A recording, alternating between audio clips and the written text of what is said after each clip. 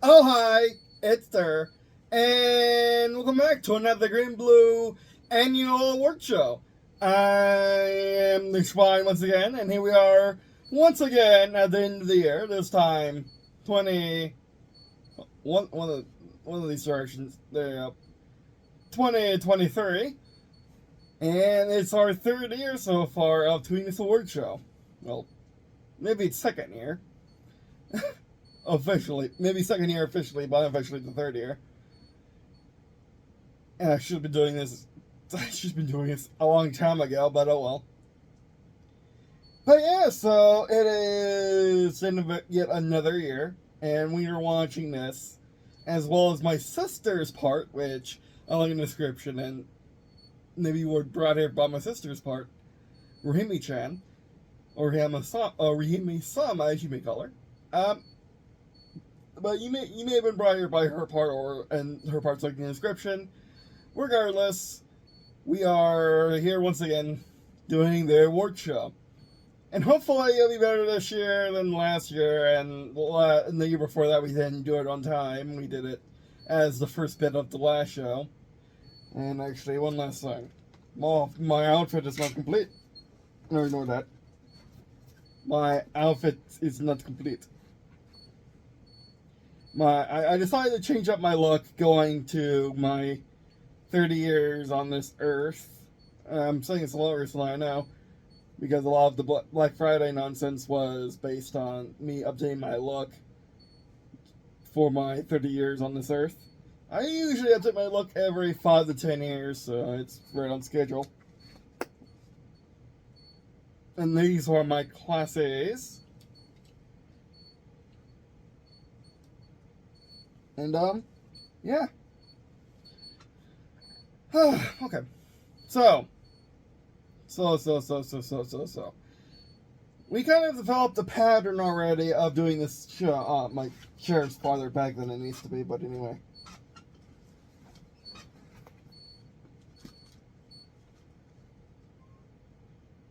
So, and also this isn't tailored. Not this. This doesn't fit. This isn't tailored. My suit jacket isn't tailored to the level I need it to be, because it isn't tailored.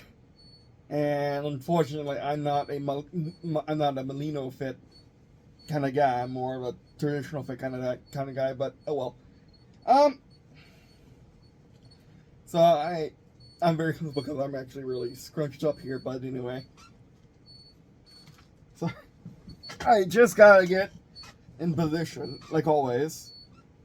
The tradition on this channel, of course, is me never being properly ready to record ever. But anyway. Okay. Excuse me. Been having issues all day, like always. But anyway. So I guess let's begin. First off, we'll go from the bottom to the top of what I'm reading, and link in the description to the list, so you can see it with your own eyes. Well, maybe not, but if you want, no, actually, just the description is the list. I'll just copy and paste the list in the description. But anyway, so we'll go from bottom to the top. That'll be one new category this year, and that is bonus favorites. Essentially, these are one-off categories that win an award because they deserve one. And, yeah, let's begin. Bonus favorites. Bonus favorites. To start things off, we'll start at something I've been really, really excited for, and have, of course, everything about their award shows, I have to have played it or used it or somehow own it in order for it to be applicable. Maybe even just read the rules, because one of them's that. But anyway. And the first award of this award show, pretty prestigious if you think about it, is the SAGAS Universal Light tabletop RPG by OKS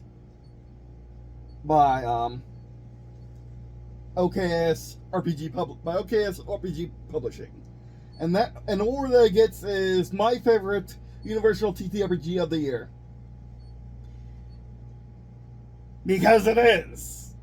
Yes, I know I'm making one, but it's not out yet, and it came into early access a long time ago. Trium did. So it can't count. It can't count under any circumstances of these rules other than I still play it a ton. Especially it's still play tested, but yeah, of course it's something Green&Blue makes, so that doesn't count. I think we'll have some. I already mentioned it for one, but yeah, no, like. I really enjoy SAGAS. It's an acronym for something, but OKS doesn't list it anymore. OKS is also a YouTube friend. So a YouTube friend. So a fellow YouTuber and a YouTube friend, and he doesn't list anywhere in the cool rules exactly what the acronym is, which is something I need to talk about. But anyway. So, SAGAS gets my favorite Universal TTRPG game of the year. Yeah, actually a competition from the second award we're be doing today, but actually a competition, and oh no, it had real competition too, even from someone who's not getting an award today. And that would be Shavaversity's. Oh, that'll be what is it called? Hold on. Oh, Tabletop Time, and that will be Tabletop Times RPG. Cogent, which is coming into another version, which would count for an award, but I haven't played it, and yeah. Of course, there are others, like for example,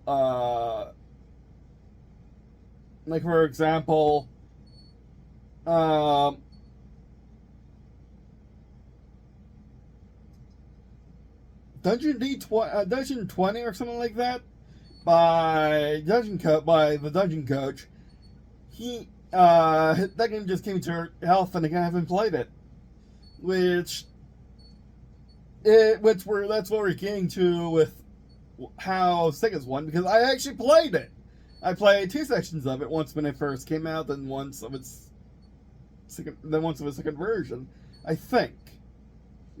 I think I'm planning to do that. I haven't done it yet, but anyway, I have played the original version. And it's really no. Have I done 2? I think I swear I played it twice. Maybe I just read the rules like 1,000 times by now. Not really, more like 4 times, but still. No. I played it at least once. And I am planning on playing it again. I'm actually kind of, believe it or not, throwing it back and forth with another game, which won't be in this award show, other than it's a Green&Blue, because it's a Green&Blue game that's, hold on. And that's the Objective of War, I think is what I call it now. Yeah, the Object of War, and that's the Object of War.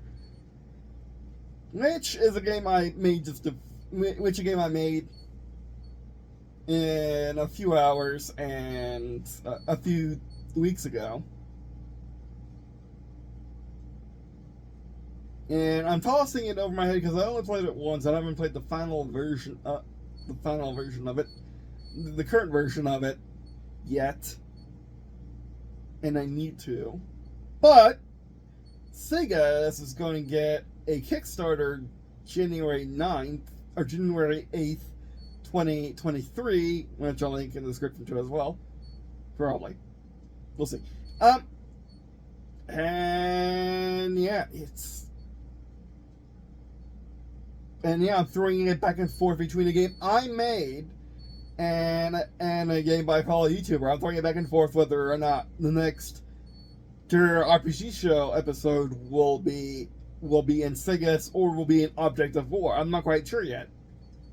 And that's a good thing for SAGAS. That's one of the reasons why I picked it, because it's just such a good Universal TTRPG. And also, I'm making my own expansion for the game, just a fan expansion, in my Diverse Golden Era setting, and it is really good homebrew and right rules for and everything. Like, it's just a really, really solid game. Like, I can't even say that it's a great light game, because it's a really good light RPG, but it's a great game regardless. Like, as much as it is an light RPG, because I don't think there's leveling, or there's, like, currently right now in the core rules, like, there's no greater goal than just doing an adventure. Like, there's no real raw rules as written setup for playing the game for a really, really, really long period of time. But on the other hand, you can. Just like with Tyrium, I hope with Object of War, I haven't tried that yet. You can, and it's really, really nice. So yeah. And the rules are very clear and concise. I think some of the issues are it doesn't have a default setting. Which doesn't, I don't mind that at all, but people do mind it. A lot of people mind it. So it should have a default setting. And in its own crazy world where anything's possible with the core traits, because you can't really do humans versus humans in a historical or modern day Earth. You can't really do it. It's not. You need a homebrew in order to do it, which is why I'm finding out. Like, it's a lot easier to homebrew to do that than it is just do the setting. If you want to do raw, you have to essentially play a free for all sandbox. Which the game really, really, really does rules as written to know itself really well to sandbox gameplay, where you just say, okay, these are pick your fun traits, struggles, and talents, and let's go from there. Essentially, I got some monsters. I got some monsters I can plan, or they can plan based on the characters, and you just go, and that's really fantastic. Now, and judging by how big the Discord is for SAGAS, I mean, 100 or a few hundred people have joined the Discord so far. So it really has grown, and it's doing really well. And again, like, it's just a great game, just a great game, which is something that should maybe tell some of the struggles I have. I mean, this is only my third Game Awards. My only third workshop. I should really figure out exactly how to do one of these. But I kind of run into the issue of trying to describe these games based off pure memory, and I don't write them down either because I suck at that. So yeah. And yeah, I mean, the game is still very, very in beta, and probably still very, very in beta for a while, even at the Kickstarter. But it is very much a great game right now. So if you want to back the Kickstarter, I would say go for it, because I think it's good for it. Because all this really need is art. I mean, you could release it right now with just art and better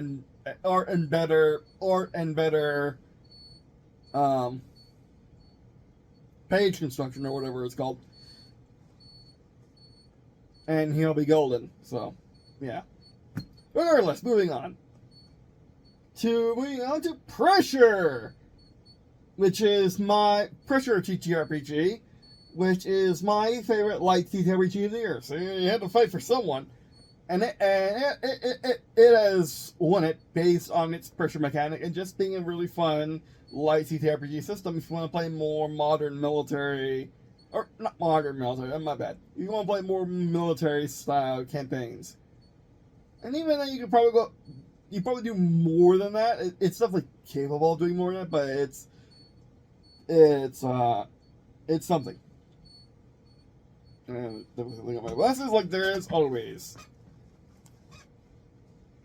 But anyway, I'm gonna start wearing glasses because I do have a little bit of astigmatism, and when under stress, my eyesight gets worse.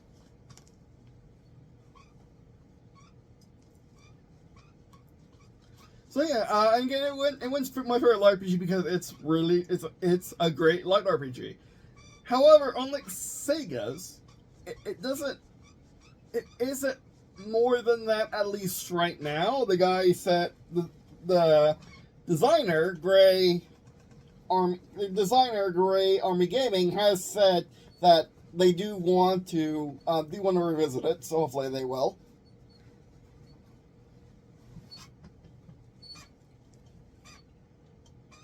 And yeah. Hold on, I'm getting dehydrated.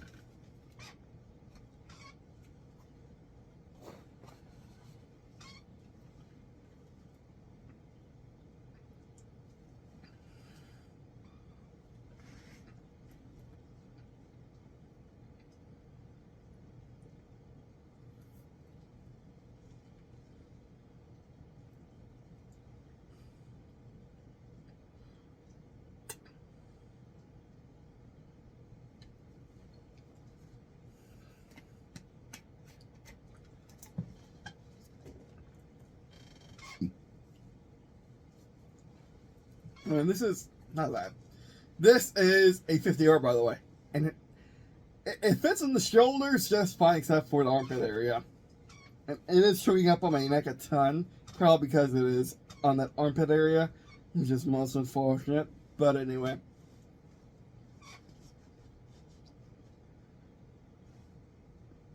Alright. So Pressure, I really like I think its key selling point is the name of the game. The mechanic of the game is the mechanic that the game name is derived from, which is Pressure. Essentially, Pressure is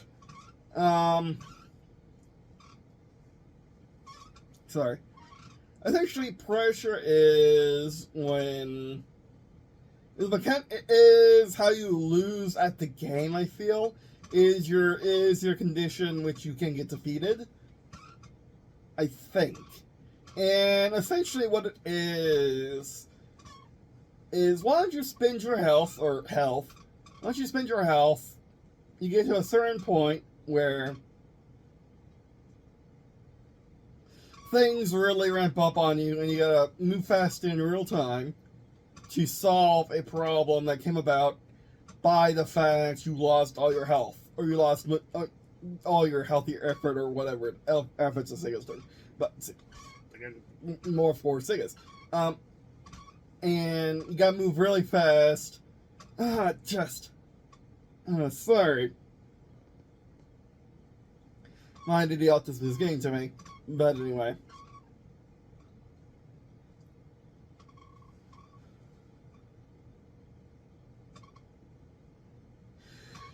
So, and I didn't really plan on doing this today. It's just I really, really wanted to, and I'm doing it, and see what happens when I want to do something, but I'm not ready for it. But anyway. So yeah, and also, like, the other mechanics are actually really good. It does use proprietary dice. It doesn't use just a standard D6. It uses D6s that have a plus on the 5 and 6, and negative on the 1 and 2, and nothing on 3 and 4. Which I see these dice from time to time, but I don't recall where you can buy them or for how much. I think you can get them on Amazon.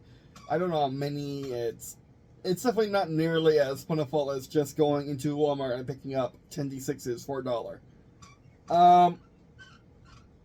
Which is my issue with anything proprietary, or even with different dice are not a D6 or D20. Because D20s are now more common, thanks to D&D becoming more popular with 5e. And yeah. Also, the rest of the game is really, really solid.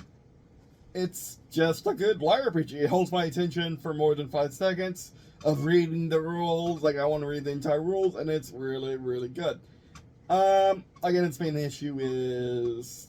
I know the main issue is it isn't really balanced well for short games. Like, you will never see the pressure mechanic, because you never spend... If you are lucky, and always get a hit on a crit, you never have to spend your health, because you only spend your health if you get below that and want to succeed.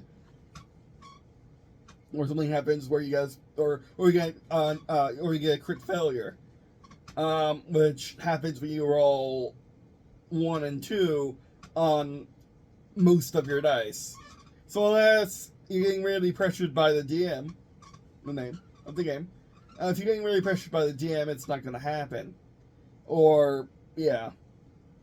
So, I definitely, I do like playing it, and I did homebrew it, make a bit more sense with how I play. And yeah, just a really, really good RPG. Moving on to WOT Teir to World of Tanks Miniatures Tier 10 starter set. My favorite TT starter set of the year, because it's really solid. For around $50, you get 4 tanks, which is enough to play 2 sides. Which is enough to play 2 sides or 4-player. And they're all between Tier 7 and Tier 10 in the game. And just generally tanks that people like at the later stages of World War II and post-World War II. And everything's all about a really nice box. Everything is well packed in the box, or well sorted and packed in the box. Comes with plenty of space for activities, aka the rest of the game. All those expansions you collected up to now, or after this, or after that. The tank models are really solid. They work. Become primed already. In their team colors, so you don't have to paint them ever if you don't want to. And if you do want to, you don't have to prime them. Which is really, really nice. All the game company should really get on that. And, yeah. Moving on. Lego Empire Star Wars Collector Series Mystery Figures. My favorite Lego of the year. Lego Empire, again, is a YouTube friend.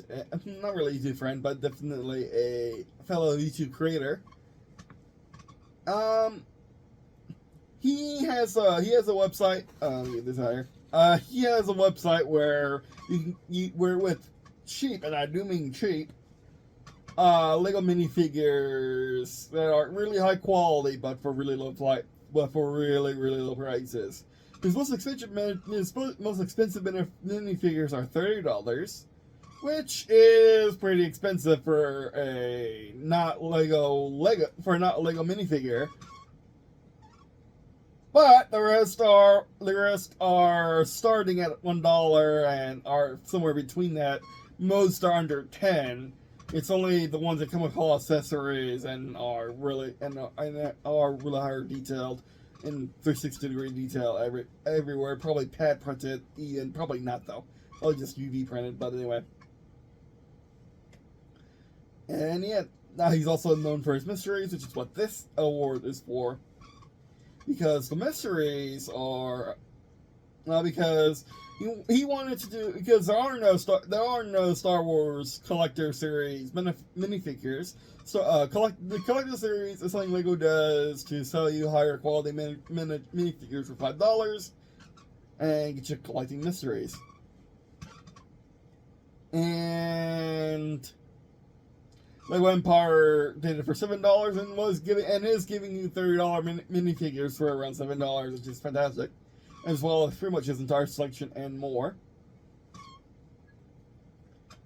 So overall, just I think it's a fun idea. Not a bad price. Minifigures are really nice. And overall, just it should win an award, so it won an award. The best Lego of the year because I didn't really unbox many Legos that came out this year. I unboxed plenty. But I didn't really build and assemble and play with that many Legos for this year. And Lego Empire helped finish off a mock I did, which is Pride of the Core.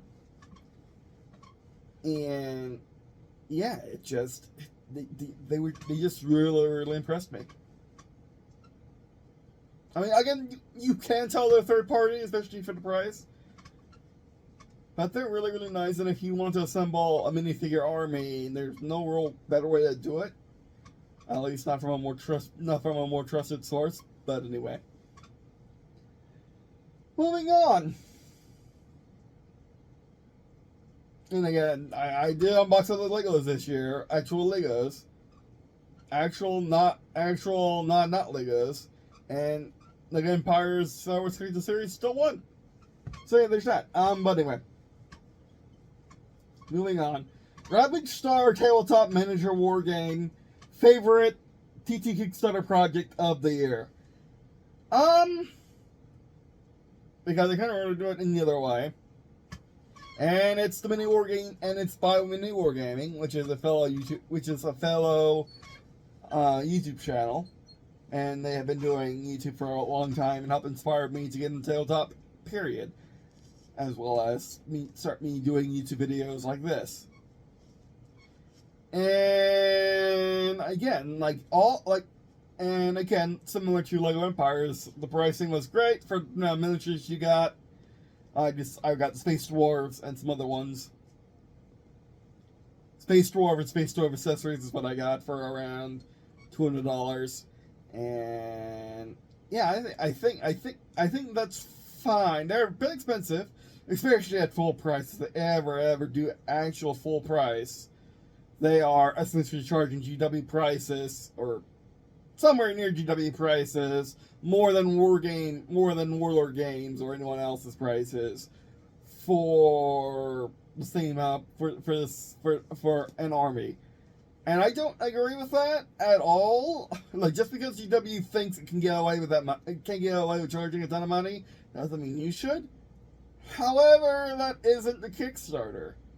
So he doesn't knock it. So he doesn't knock the Kickstarter, because the Kickstarter does have really good pricing for what you get. Around $140 for an army. And the game is really interesting. It's still being heavily developed. It's pretty much an alpha or pre-alpha right now. And I really do like it. It's really different. It's really different, and it really shows the expertise. It really shows Matt's game designing powers based on just tons of, or many hours of designing narrative campaigns and homebrewing. And just the taste of the studio, the taste of the mini wargaming studio, of the mini wargamers at Mini Wargaming, and what they want and what they like for a tabletop game. And overall, it's just a really nice project and game. And the models are excellent. And not to even mention the models. Oh yes, the models are fantastic. Again, they're charging GW prices. Should they? I mean, like, you could argue that the models are on par with GW product, or at least close to it, so they could charge that price. They just shouldn't, because that's not industry standard.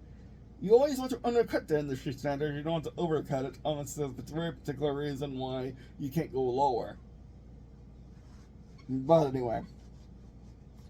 Moving on. Tanks for the Apocalypse.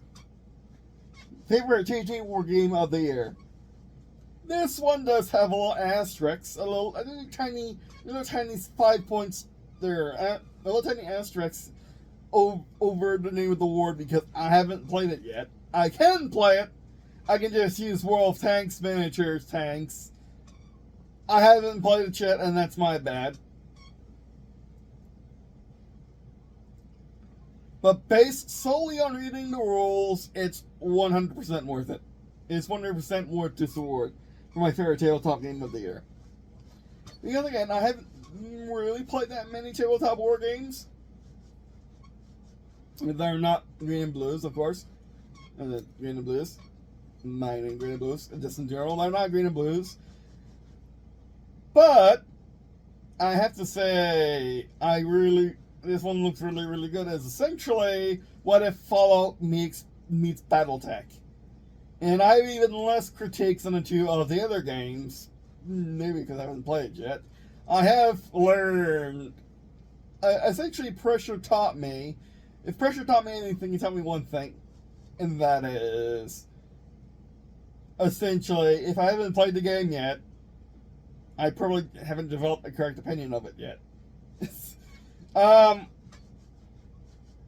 gonna not, like, it's an okay opinion, like, I'm not that far off base, but I need to play the game in order to actually see what it's like. I think from video games, the same thing holds true with me. So, yeah. But at least from reading the rules and the character sheet, it only really needs the character sheet, to be honest. For reading the rules and the character sheet, I think it is really, really worth it. I like the concept. It has a unique setting. Somehow, where it's a what if scenario. What if the Manhattan Project actually ignited the atmosphere that ignited the atmosphere and little tiny explosions because they're atoms, of course, in the atmosphere. Which is a H.G. Wells concept. And fortunately it didn't happen, of course. But what if it did happen and caused the apocalypse, and in the apocalypse they found all these tanks and started just driving around in them and doing Mad things. So there's also Mad Max as well as Fallout and BattleTech. It has statue of BattleTech. It's pretty chunky for a game that calls itself a micro game. Hence why it didn't win the micro game award or light game award, because it isn't a light game and it's a micro game. It's pretty chunky. It requires a good portion of the zine, the game magazine, the short game magazine that it came out with, which is their annual magazine for not Badger, one of them. Again, I'll put a link in the description to everyone that won the actual award, so you go check them out. I'm going to be posting my text file in the description so you can see it. But anyway, I think so. The Apocalypse did win the TTRPG. I still feel it deserves the award. And therefore got an award. Moving on, and I am going to cut the recording because it's a lot easier to handle these recordings if I cut them. And I'm probably going to get out of this and come back into get up and come back into it at the end of at the final award, which is my favorite game of the year. So stay tuned, and this might be a multi-part video. This might be a multi-part series. So yeah.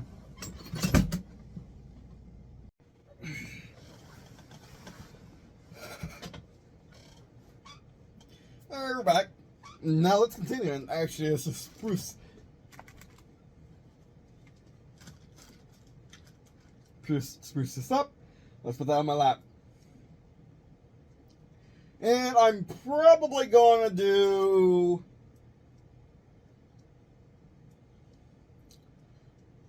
I'll probably do 2 more awards, and then do 2 more awards, and then do the final award, and then ramble at the end. Well, you remember, you have a stigmatism. So yeah, let's continue. I mean, I'm still getting used to the fishbowl effect in my glasses, so and I wear them more. I mean, just power through it. It can't take weeks. I just need to power through it, so yeah, that's been holding me up a bit. But anyway, so on to my favorite game I return to, and that is Microsoft Flights. This one was hard. This one was very, very, very hard, because if we look back at my videos, it really should be DCS or War Thunder or Minecraft. Honestly, it really would be DCS or Thunder. But I know we're getting to ones where I actually talk that I should have a note on it. But Microsoft Flight Sim 2020 wins this award because I see a pretty sunset / clouds IRL and I want to go flying it in the sim. It's just simply as that.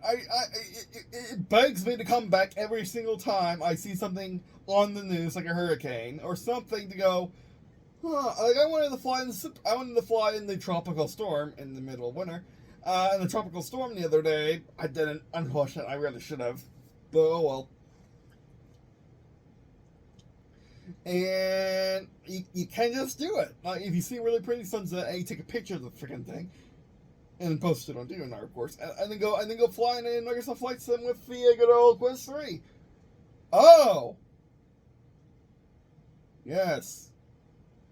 I guess one last award for bonuses. Now I remember. I knew I was missing something. One last award for bonuses as I put in here. You gotta put it in the official thing, of course.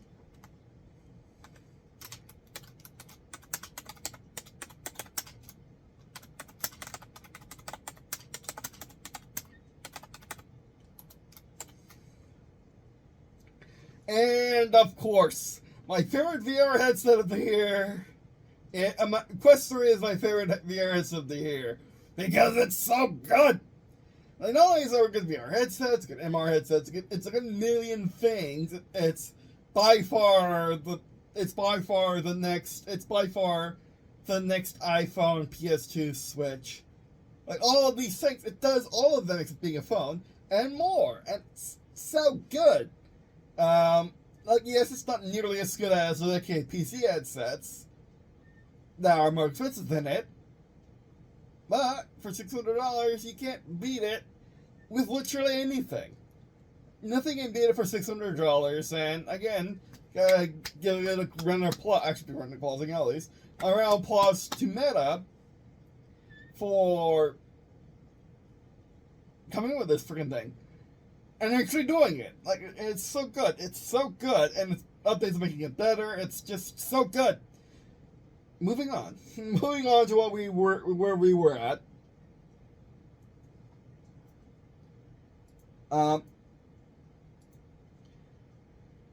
So yeah. Again, the reason why DCS World didn't win it is because DCS World didn't win. No, it's really close to DCS World. It is really, really, really close to DCS World, but there's just less reason for me to play DCS World than Microsoft Flight Sim 2020. There's just a lot less reason. Because DCS World, I want to do something very specific, and I want to do it really quickly, whereas Microsoft Flight Sim, I literally want to go see a sunset in the sim that I saw in real life, and I go fly around in 30 minutes to an hour. Or a new plane comes out, and I want to try that. DCS just has less reasons to come back, therefore it can't win the award. Company Heroes 3, it didn't win the award. Even though I want to do it, even want to come back to it a ton, I don't, therefore it doesn't win. War Thunder, I've been doing more videos on War Thunder over there than pretty much every other game combined, but it doesn't win because I haven't played it all that much this year. I have played it a few times, but I haven't played it nearly as much this year as I have Microsoft Flight Sim 2020. Another one, Minecraft. Minecraft's difficult because it's in that weird situation, like DCS actually, where something outside of just the game is causing me not to play it all that much, and therefore it can't win the award. Because there's controversy and whatnot, and I just want to risk getting banned for no reason because I'm just making YouTube videos. So that's why I can't do Microsoft. That's why I can't do Minecraft. But Microsoft Flight Sim doesn't have any of that. It just has controversy for Microsoft Flight Sim 2024, which isn't actually a real controversy. I mean, it is real controversy, but it's not based on position that it's factual. They never said they'll do it for 10 years. It's a bit, it was based on a quote, based on the engine or whatever, by one guy in a live stream who was on the development team from before the game released. It just isn't like in the marketing. It never said it's going to last you 10 years. It never said in the marketing, therefore it doesn't matter. But anyway, moving on. My favorite early access game of the year is Battlefield Remastered. Great large-scale Battlefield, this two armor-like, and no poly. It's hard to find good poly games. It really is hard to find good poly games. They come up every now and then, like Ravenfield. But they are very, very, very hard to find. Because most of the time they're flips. And again, it's a great Battlefield armor-like. It didn't win. It didn't win my favorite game of RTT because I only played it a few times. And yeah, it's a great Battlefield 2 armor game, and it's integrated access, and it actually works. And the reason why KSP2 didn't win that award is because, well, it can't. Because they don't recommend it. Because it's so broken, and I can't play it because it's so broken. Although that might be different now with the update, but the award show is being recorded right now. So KSP2 might have lost out based on its technicality, unfortunately. Also, Battlefield Remastered is my favorite early access game of the year. I guess I could have given it to a tabletop game, but it's kind of the only one I played that's not KSP. Yeah, actually, no, it's not, because I played KSP2. I played one or two more, I feel. Oh yeah, I played Commandeers 3, too. Or did I? Was that this year? That was an early access? No, I played it. Huh. Regardless, Battlefield Remastered wins. And, yeah, because this part isn't too long, we'll continue with my favorite small name game of the year, which is GunHead. Great 6th degree of freedom. That means you can go this way, this way, this way, this way, this way, this way, this way, this way, this way, and this way. Freedom roguelike. It's small name game for sure. I only played the preview version. I haven't gotten to play the full release. But it is a really, really good roguelike and 6th degree of freedom shooter. Really, really fun, really, really simple to understand. It's just really, really nice. The runner-ups are RWBY Arrowfell collectors. It's really good. But again, I didn't play it. I only unboxed it. Yes, you can play Arrowfell already. How much can it have changed? A lot, apparently. Not in this case probably, but definitely a lot can change between ports. So it's best that I played it, but it couldn't have one because it's worth mentioning, but it's not worth an award because I haven't played it yet. Moving on, my favorite beginning game of the year is Company Heroes 3, Best New RTT and RTS. Man, I haven't been needing one for a while. Yes, it's very, very, very, very, very, very controversial, but oh man, has it been forever? And I have since a great RTS has come along, and this is a great RTS. Yeah, and people are saying, oh, they haven't done much content or want it for free, and I'm like, there's enough content. Honestly, there's enough content for the prices they're asking. And and the game's completely different than it was at launch. Like, if you come back to that game in a few months, it's going to be completely different. So the DLC, I think, is warranted coming up. But, I mean, yes, it would be nice if that was free, but oh well. Modern day and whatnot, current year. But anyway, overall, I really, really, really like Company Heroes 3 edition of the genre. I just didn't want to give him the year because, well, this does fall on my face as much as the actual Game of the Year winner does. Again, you can just see by looking in the description or even the title, but anyway. Runner-ups, LEGO 2K Drive, Starfield, Baldur's Gate 3, and Forza Motorsport. All great games. All have much more issues than Company Heroes 3 does. LEGO 2K Drive, insanely long grind, maybe fixed now, I don't know. Starfield, the Bethesda game with no DLC, and not enough mods yet. Baldur's Gate 3 absolutely could win, but it's not my type of game really. I much prefer RTSs. RTSs are one of the core genres for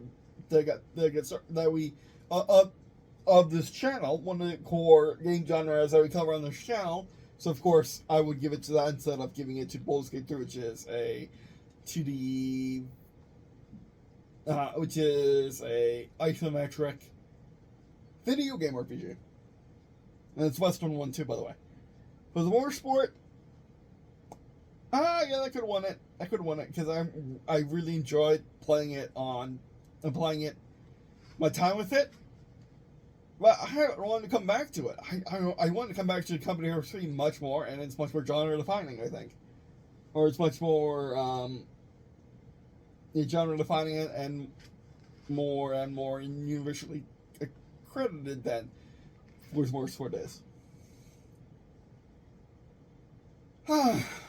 So that brings us to my favorite game of the year, Super Mario Wonder, because it makes me so happy when they play it, and it used ideas both new and old to create a masterpiece. It's so good, and came in with ample funding. That's probably good 60 to 100K, or 60 to 100 million, too. And it's just so good. It's probably the cheapest.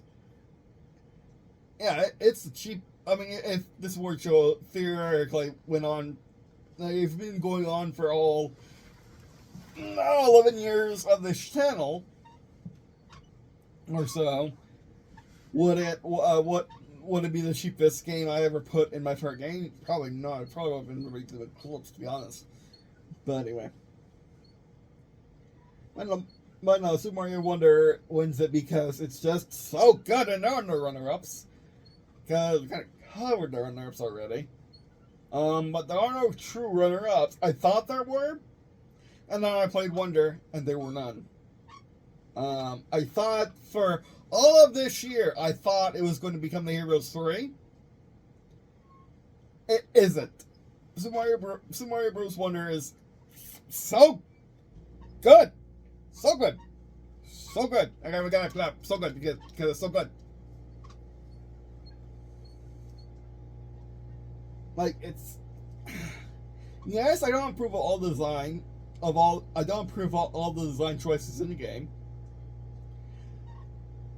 Like, I don't like how you can't have all the moves in the game for Mario at one time because you can't wear infinite badges.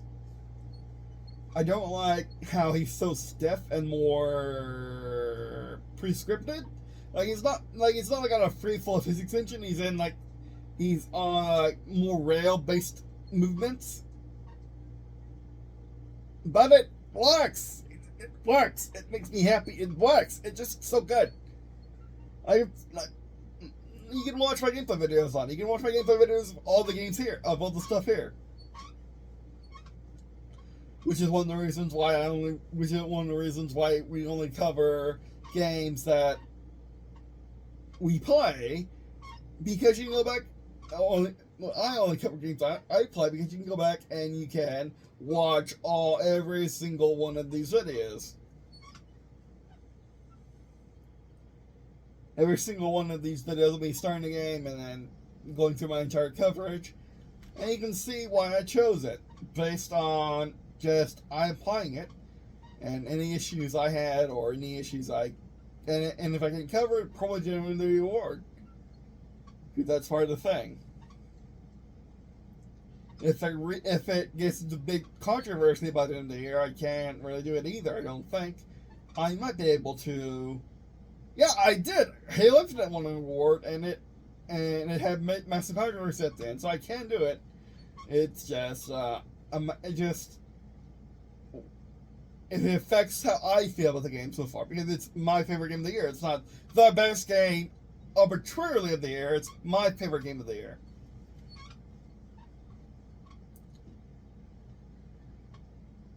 And, yeah, I think that does it.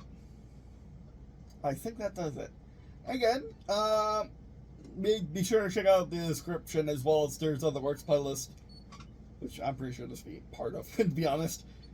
Check out there's other works playlist and unboxing playlist and then there's other works playlist and the I guess I'm going to be calling it the Green&Blue game playlist, for crying out loud, where we play the games we develop on the channel or just games we develop in general.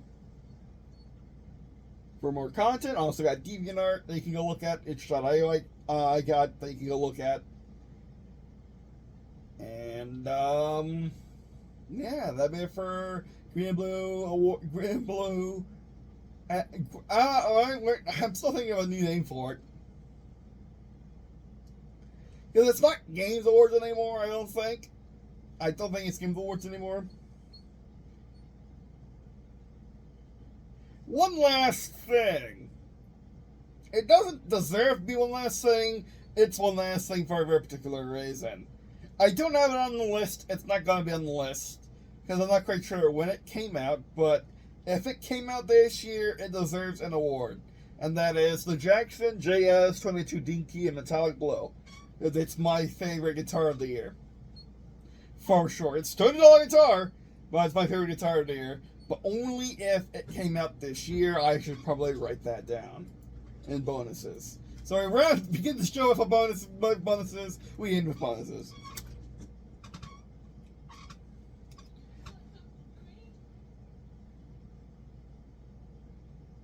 So yeah.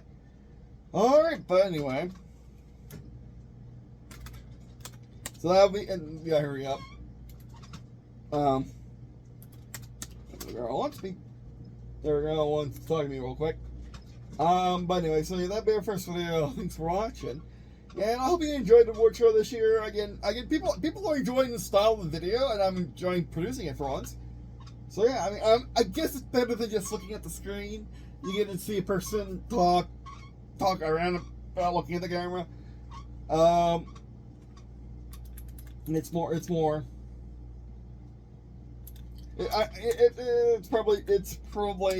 better this way for most of my Design Works videos.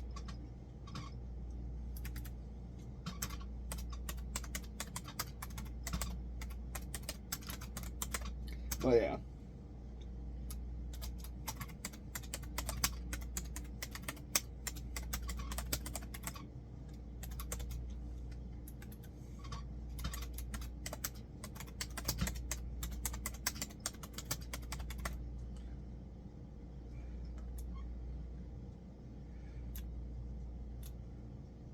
But yeah, so that'll be our first video. Thanks for watching. Sorry, I was just typing. I was just putting in the guitar thing.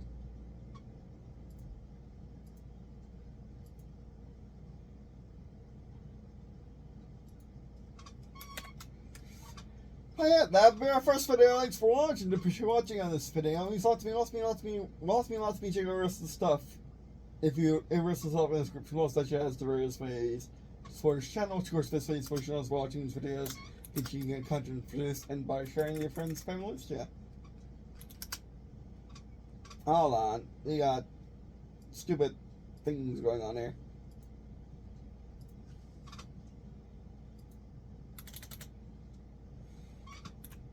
Okay, I'll just got bonus fade. Why not? Why not? Bonus fades.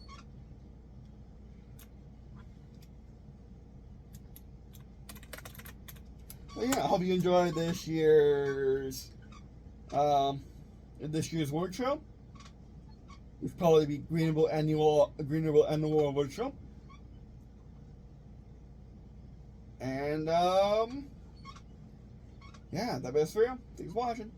And I hope you don't mind the collection change, but that was really comfortable and I just needed to take a break from it. I will be getting it tailored, so hopefully it'll fit a lot better. But anyway, I do have one that actually fits, and that's by Brooks Brothers, owns by Zegna, and it's a Milano fit, which means it's a Northern Italia fit, which means it's skinny. It's skinny and modern, which isn't. Kind of is my thing, but it doesn't fit, unfortunately. It doesn't close. And armpits need opening and stuff like that. Hopefully Taylor can fix that, but anyway. But I did get a Brooks Brothers one. I didn't wear it because I wanted to wear the Italian one, but, yeah. Probably should have worn the Brooks Brothers one because I'll probably still be wearing it. No, I wanted to try out the one that I got for $30, so I wasn't usually around 2,000 or so, 2,000, 3,000 MSRP, whereas Brooks Brothers was probably never more than 1,000, probably 500 back in the day. Both were from around 2,000, 2,000 the year. Yeah. But no, I think I do like collecting the cheap as in under $50. Suit jackets. Because they're all very different. At least collecting different manufacturers, because I want one from, well, Ralph Lauren now, but anyway, a linen one from Ralph Lauren. But anyway, which is polo maker, which I'm not wearing my Ralph Lauren polo. I should. That would make more sense. But I'm wearing my Joe's USA polo because it's just, it works. It just works. It's just a really nice polo. For around $30, but you can get Ralph Lauren ones for $20 used, but anyway. But anyway, that's not here nor there. Thanks for watching, and I guess see you in a second.